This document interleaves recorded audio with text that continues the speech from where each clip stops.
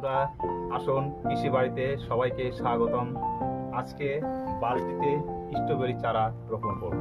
ছিদ্র করা একটি বালতি নেবেন, পানি শোষণের ছিদ্র করা বালতি।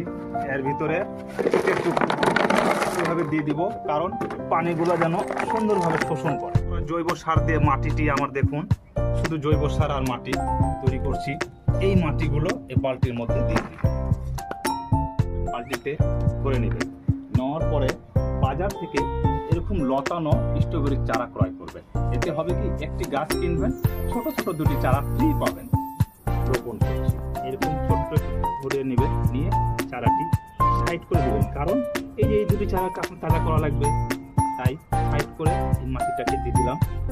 দিয়ে প্রস্তুত করা মাটিটা দেওয়ার পরে এই চারাটাকে এই যে এখানে ছোট্ট করে পুঁতে দিলাম। এই পাশে সুন্দর করে চারাটাকে একটু মাটির নিচে রেখে দিলে দেখবেন শিকড় ধরে নেবে।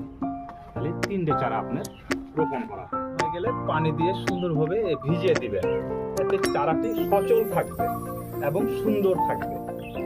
বন্ধুরা, যদি আমার চারা রোপণের ভিডিওটি ভালো লেগে থাকে আপনাদের, লাইক ও সাবস্ক্রাইব করবেন।